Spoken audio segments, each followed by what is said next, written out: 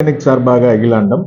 போன பதிவுல வந்து இந்த மத்தியஸ்தரை எப்படி செலக்ட் பண்றாங்க, எப்படி செலக்ட் பண்ணாங்க, அரசாங்கம் அதுக்கு என்ன எலிஜிபிலிட்டி கிரைட்டீரியா வச்சிருக்கு அப்படிங்கறத உங்களோட இந்த பதிவுல பகிர்ந்து கொள்ள போகிறேன்னு உங்கள்கிட்ட சொல்லியிருந்தேன். இந்த லா ஆஃப் அட்ராக்ஷன் அப்படின்னு கேள்விப்பட்டிருப்பீங்க. நம்ம எதை ஒரு முழுமையாக நம்ம ஈடுபடும் பொழுது நம்மளுக்கு அது சார்ந்த விஷயங்கள் நம்மளை நோக்கி வரும் அப்படின்னு நீங்க படிச்சிருப்பீங்க, ஆன்மீகத்துல படிச்சிருப்பீங்க. நான் இந்த மீடியேஷனை பத்தி நிறைய அவேர்னஸ் கொடுத்துட்டு இருக்கிறேன்.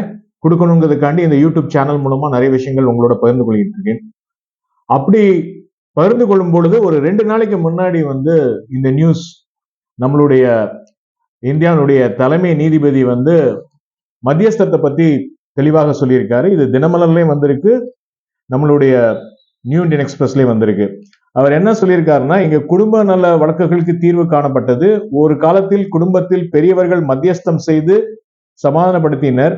சிறிய குடும்ப பிரச்சனைகளுக்கும் நீதிமன்றத்திற்கு வருகின்றனர். இவ்வாறு அவர் பேசினான்னு சொல்லி கடைசியில் அவர் மத்தியஸ்தத்தை பத்தி சொல்லியிருக்காரு. லோக் அதாலத்தை பத்தி சொல்லிட்டு மத்தியஸ்தத்தை சொல்லியிருக்காரு.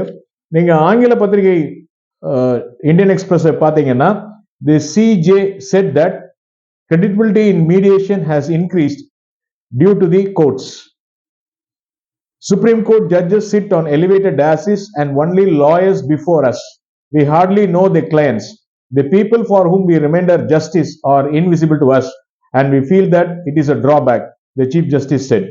So mediation உடைய credibility வந்து இன்க்ரீஸ் ஆயிருக்கு. நாங்க வக்கீலை மட்டும்தான் பாக்குறோம், கிளையண்ட் யாரும் பாக்குறது இல்ல. அதனால கோர்ட்ல கேசஸ் நிறைய பைலப் ஆயிட்டு இருக்கு அப்படிங்கறத இந்த ஆர்டிகல் முழுமையாக நீங்க படிச்சீங்கன்னா உங்களுக்கு வந்து இந்த மத்தியஸ்தத்துடைய முக்கியத்துவம் இனிமே வருங்காலத்துல எப்படி இருக்குங்கிறது உங்களுக்கு தெரியும். மத்தியஸ்தருக்கு முதல்ல என்ன நம்ம வந்து தயார்படுத்திக்கணும் அப்படின்னு பாத்தீங்கன்னா, ரொம்ப ரொம்ப ரொம்ப ரொம்ப முக்கியமான விஷயம். இந்த காலகட்டத்தில் இது ரொம்ப முக்கியமான விஷயம். இப்ப எல்லாரும் வந்து mobile phone, social media, YouTube, WhatsApp அப்படின்னு சொல்லி ரொம்ப மூழ்கி போயிடுறாங்க. அதாவது இந்த சோசியல் மீடியா வந்து ஒரு பார்ட் அண்ட் பார்ட் ஆஃப், எப்படி நம்ம இட்லி தோசை சாப்பிட்ற மாதிரி ஒரு part and part of life ஆகிற மாதிரி இருக்கு. பட் அது வந்து ஒரு நல்ல ஒரு விஷயத்துக்காண்டி நம்ம யூஸ் பண்றதுக்காண்டி இந்த மொபைல் போன் அல்லது இந்த வாட்ஸ்அப் எல்லாம் கண்டுபிடிச்சிருக்காங்க. ஆனா அதை நம்ம தவறாக பயன்படுத்தி கொண்டிருக்கிறோம். முதல்ல வந்து மத்தியஸ்தராகணும்னா நீங்க நிறைய புஸ்தகங்கள் பேப்பர் படிக்கணும். நிறைய புஸ்தகங்கள் பேப்பர் படிக்கணும். இதுல உங்களோட ஒரு நான் தகவலை, என்னுடைய பர்சனல் தகவலை நான் பகிர்ந்து கொள்ள விரும்புகிறேன். என்னன்னா, நான் என்னுடைய லீவுக்கு வந்து என்னுடைய சொந்த ஊருக்கு வருவேன். என்னுடைய சொந்த ஊர் வந்து இளஞ்சி, குற்றாலம் பக்கத்துல உள்ள இளஞ்சி, குற்றால குறவஞ்சி நீங்க கேள்விப்பட்டிருப்பீங்க. திருவிட ராசப்பக்க விராயர் வானரங்கள் கனி கொடுத்து மந்தியோடு கொஞ்சம் மந்து கனிகளுக்கு வான்கவிகள் கெஞ்சும் சொல்லி சொன்ன குற்றால குறவஞ்சி, அந்த குற்றாலம் பக்கத்துல உள்ள ஒரு அழகிய கிராமம், மிக பிரபலமான கிராமம். அந்த கிராமத்துல உள்ள எல்லாருமே ரொம்ப உயர்ந்த பதவியிலையும் உயர்ந்த பொசிஷன்லையும் இன்னைக்கும் இருக்கிறாங்க. ரொம்ப செல்வ செழிப்போடு உள்ள கிராமம் அப்படிங்கறத நீங்க தமிழ் பாட புத்தகத்துல படிச்சிருப்பீங்க. பொன் இளஞ்சி என்றும் நீர் இளஞ்சியம் என்றும் செல்வ செழிப்போடு செல்வந்தர்கள் வாரும் சிற்றூராய் குற்றாலத்திற்கு அருகே உள்ளது அப்படிங்கிறத தமிழ் பாடத்துல 7ஆம் கிளாஸ்ல படிச்ச ஞாபகம் எனக்கு இருக்கு. சோ அப்படிப்பட்ட வில்லேஜுக்கு நான் லீவுக்கு செல்லும் பொழுது அங்க வந்து என்னுடைய தாத்தா வந்து சொல்லுவாங்க, நீ வந்து ஒரு உண்மையிலே சொசைட்டில ஒரு நல்ல பெயர் எடுக்கணும், ஒரு நல்ல ஆளாக இருக்க வேண்டும் என்றால் நீ வந்து முதல்ல செய்ய வேண்டியது அன்றைக்குள்ள நியூஸ் பேப்பரை படிக்கணும் அப்படின்னு சொல்லுவாங்க. அந்த காலத்துல நான் சொல்றது ஒரு 40-45 வருஷத்துக்கு முன்னாடி அங்க ஹிந்து பேப்பர், எல்லா பேப்பரும் இருக்கும். சோ அது எல்லாத்தையும் நீ படிக்கணும்னு சொல்லுவாங்க. ஏன்னா ஒரு பெரிய லேண்ட்லார்ட் ஃபேமிலிங்கிறதுனால வெளியில போய் ரொம்ப விளையாடுறதுக்கு வாய்ப்பு கிடையாது. அதனால புத்தகத்துல தான் கண்டிப்பா படிக்கணும் அப்படிங்கிற ஒரு கட்டாயம் எனக்கு இருந்ததுனால நான் பேப்பர்ல அங்குள்ள பேப்பர்லாம் எடுத்து படிக்க ஆரம்பிச்சேன். அது இன்னைக்கு கை கொடுக்குது. சோ நீங்க வந்து என்னுடைய கிராண்ட்ஃபாதர் சொன்ன விஷயம் என்னன்னா, நீ அரசியல்வாதியா இருக்க வேண்டாம், பெரிய பணக்காரனாக இருக்க வேண்டாம், அல்லது ஒரு பெரிய நீ வந்து ஒரு பெரிய ஒரு முரடனாவோ ஏதோ இருக்க வேண்டிய அவசியம் இல்லை. நீ வந்து நிறைய விஷயங்கள் தெரிஞ்சிருந்தால் உன்னை நோக்கி எல்லாரும் வருவாங்க, உன்னை தேடி எல்லாரும் வருவாங்க, இவனுக்கு நிறைய விஷயங்கள் தெரியுது அப்படின்னு சொல்லி வருவாங்க. அது உனக்கு ஒரு பெரிய பலமா இருக்குன்னு சொன்னாங்க. அதுதான் இன்னைக்கு வாழ்க்கையில எனக்கு நடந்துட்டு இருக்கு. சோ புஸ்தகங்களையும் நல்ல பத்திரிகைகளையும் படிக்க வேண்டிய கட்டாயம் ஒரு மத்தியஸ்தருக்கு உண்டு. நான் வந்து உங்கள்கிட்ட மத்தியஸ்தத்தை பத்தி பேசிட்டு இருக்கும் பொழுதுதான் இந்த 3/8/2024 இந்த மீடியேஷனை பத்தி வந்திருக்கு. அதை நான் உங்களோட பகிர்ந்து கொள்கிறேன். ஏனென்றால் நான் பேப்பரை தினமும் ஒரு 1 hour நான் காலையிலையும் ராத்திரியும் நான் கண்டிப்பாக ஒரு 2 மணி நேரம் புஸ்தகம் படிக்கிறதுக்காண்டி ஸ்பெண்ட் பண்றேன். கிட்டத்தட்ட நான் ஒரு மினி லைப்ரரியே உருவாக்கி வச்சிருக்கேன். ஒரு 5000 புக்ஸ் கலெக்ஷன், பேப்பர் கட்டிங்ஸ் எல்லாம் இருக்கு. நீங்க பாத்தீங்கன்னா நிறைய அறிஞர்கள் என்ன சொல்றாங்கன்னா 1000 புக்கு படிச்சா ஒரு ஒரு ஒரு ரிவர் மாதிரி நீ போகலாம் அப்படின்னு சொல்லுவாங்க. புஸ்தகம் வந்து ஒரு புஸ்தகத்தை படிச்ச ஒரு சிறைசாலையை வந்து ஒரு கோயிலாக மாற்றுன்னு சொல்லி நிறைய அறிஞர்கள் சொல்லியிருக்காங்க. சோ அதனால ஒரு மத்தியஸ்தருக்கு வந்து முக்கியமானது வந்து நிறைய புக்ஸ், நிறைய நியூஸ் பேப்பர்ஸ் படிக்கணும். இப்ப நான் அப்ளை பண்ணது வந்து 2021ல ஒரு பெரிய நியூ இந்தியன் எக்ஸ்பிரஸ்ல ஃபுல் பேஜ் கால் ஃபார் பண்ணியிருந்தாங்க. இப்ப நிறைய அட்வொகேட்ஸ் என்கிட்ட ஃபோன் பண்ணி நான் மீடியேட்டர் ஆகணும்னு நினைக்கிறேன், நீங்க எனக்கு கைட் பண்ணுங்க, நான் என்ன படிக்கணும், எப்படி படிக்கணும், என்ன கோர்ஸ் படிக்கணும்னு கேட்கறாங்க. பட் இதெல்லாம் ஒரு வேளை அவங்க வந்து புத்தகத்தையும் பேப்பரையும் படிச்சிருந்தால் ஒருவேளை நிச்சயமா அவங்க அப்ளை பண்ணியிருந்திருக்கலாம், ஒருவேளை அவங்களுக்கு கிடைச்சிருக்கலாம்.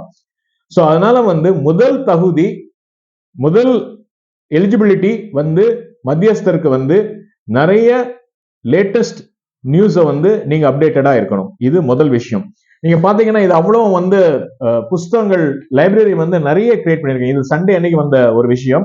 நீங்க பாத்தீங்கன்னா ஒரு பெரிய பியூரோக்ராட் கீதா ராமச்சந்திரன் அவங்க என்ன சொல்லியிருக்காங்கன்னா, இந்த காலகட்டத்துல நீங்க மொபைல் பாக்குறத குறைச்சிட்டு நீங்க புத்தகத்தை படிச்சீங்கன்னா நல்லதுன்னு சொல்லியிருக்காங்க. இது அவ்வளவு வந்து லைப்ரரி எப்படி கிரியேட் பண்ணிருக்காங்க, எப்படி ஒவ்வொருத்தரும் சோசியல் ஒர்க் பண்ணிருக்காங்க, எப்படி ஒரு ஹஸ்பண்ட் ஒய்ஃப் விருதுநகர்ல பண்ணிருக்காங்க, ஒரு கப்புள்ஸ் வந்து நார்தர்ன் சைடு உத்தரப்பிரதேஷ்ல வந்து ஒரு வேனே வந்து ஒரு லைப்ரரியா மாத்தி அதை வந்து எல்லா இடத்துக்கும் எடுத்துட்டு போறாங்க.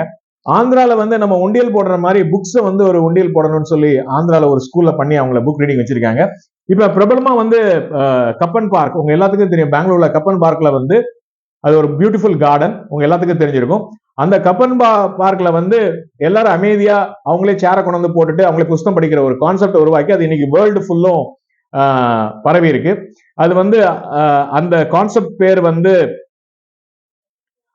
கப்பன் ரீட்ஸ் ஆரம்பிச்சது வந்து ஒவ்வொரு ஊர் பேரை வச்சு கலிபோர்னியா ரீட்ஸ் அப்படிங்கிற மாதிரி எல்லா இடத்துலயும் வந்திருக்கு. பூனே, சென்னை எல்லா இடத்துலயும் வந்திருக்கு. சோ அதனால இவர் பாத்தீங்கன்னா ஒரு ஐஎஸ் கோச்சிங் வந்து ஒரு ஆற்றோரத்துல நடத்துறாரு. உத்தரப்பிரதேஷ்ல ஒரு ரிவர் பெட் கீழே ஃப்ரீயா வந்து நடத்துறாரு. சோ அதனால வந்து லிட்ரஸி டைவ் இவர் திஸ் 780 மில்லியன் பீப்புள் இந்த வேர்ல்டு கேனாட் ரீட் அப்படின்னு சொல்லி இவர் நம்ம ஜான் வுட் அப்படிங்கிறவர் வந்து அவர் வந்து வேர்ல்டு வந்து புக்ஸ் நீங்க நிறைய படிக்கணும்னு சொல்லி இது பண்ணியிருக்காரு.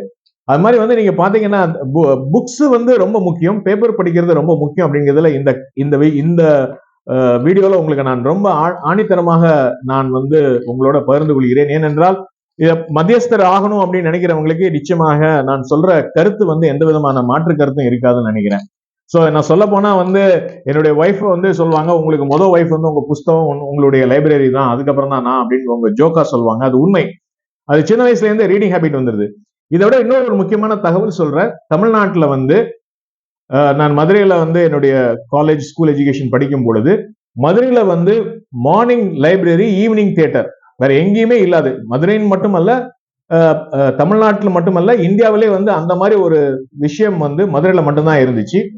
அது என்ன அப்படின்னா மார்னிங் வந்து அது library Victoria Edward hall library, சாயங்காலம் வந்து அது ரீகல் டாக்கிஸ்.